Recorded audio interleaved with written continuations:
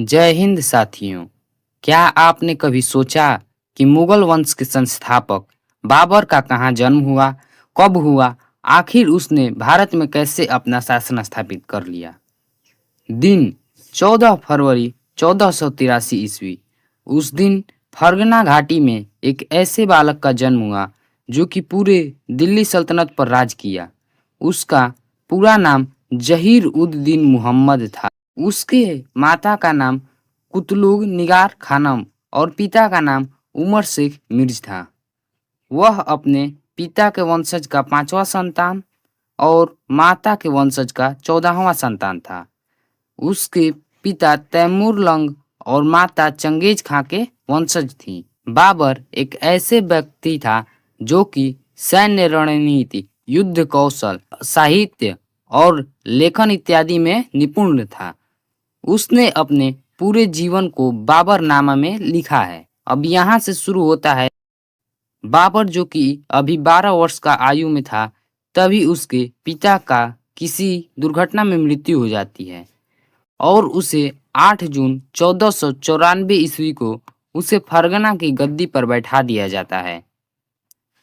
जब बाबर 14 से 15 साल का हो गया, तब उसने अपने पूर्वज तैमूर की राजधानी समरकंद पर कब्जा कर लिया, जो कि उसके जीवन की सबसे बड़ी गलती थी, क्योंकि समरकंद को जीतने के बाद वह बीमार पड़ गया, जिससे उसका जो गृह राज्य फरगना पर उसके दुश्मनों ने कब्जा कर लिया।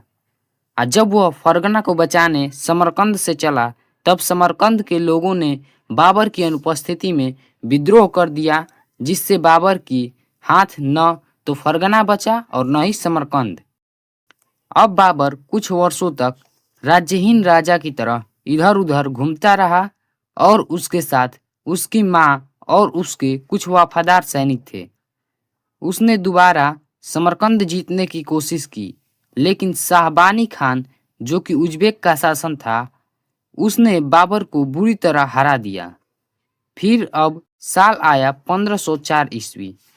उसने इस बार समरकंद पर नहीं बल्कि काबुल जो कि अफगानिस्तान में है, उस पर आक्रमण कर दिया और उसे अपने कब्जे में कर लिया।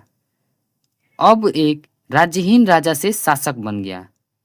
बाबर फिर से 1511 ईस्वी में आखिरी बार समरकंद को जीतने की कोशिश की। उसने ईरान के शाह इस्माइल की मदद से समरकंद पर कब्जा कर लिया, लेकिन धार्मिक मतभेदों और उज्बेक शासक उबैदुल्ला खान के हमले के कारण 1512 ईस्वी में उसे फिर समरकंद छोड़कर काबुल भागना पड़ा। उसके बाद वह मध्य एशिया को छोड़कर भारत की ओर ध्यान दिया। बाबर भारत पर कब्जा करने के लिए एक दो बार नहीं बल्कि 5 बार हमला किया और आखिरी में भारत के दिल्ली सल्तनत पर कब्जा कर ही लिया। पहली बार बाबर 1519 ईस्वी में भारत के सीमावर्ती क्षेत्र बाजौर और भेरा पर हमला किया और कब्जा कर लिया। दूसरी बार बाबर 1519 ईस्वी के अंत में पेशावर पर कब्जा करने का सोचा, लेकिन उसकी सेना में अशांति होने के कारण उसे वापस लौटना पड़ा। तीसरी बार बाबर 1520 ईस्वी में सियालकोट और सैयदपुर इन दोनों जगहों पर कब्जा कर लिया। चौथी बार बाबर भारत में 1524 ईस्वी में आया, क्योंकि उसे पंजाब के गवर्नर दौलत खान लोदी और इब्राहिम लोदी के चाचा आलम खान ने निमंत्रित किया था। तब उस समय बाबर ने लाहौर, दीपालपुर और जालंधर को जीता, लेकिन बाद में दौलत खान के साथ मतभेद होने के कारण फिर वह काबुल वापस चला गया। अब वह 5वीं बार 1525 ईस्वी में अपनी अंतिम यात्रा शुरू की और पहली दौलत खान से आत्मसमर्पण कराया और फिर दिल्ली की ओर बढ़ा। अपने युद्ध कौशल को दिखाया और अपनी छोटी सी सेना की सहायता से ही पानीपत के मैदान में 21 अप्रैल 1526 ईस्वी को इब्राहिम लोदी की बड़ी सेना को हराया और दिल्ली पर कब्जा कर लिया। यहीं से शुरू हुआ मुगल साम्राज्य, जिसने पूरे भारत पर 330 सालों तक शासन किया।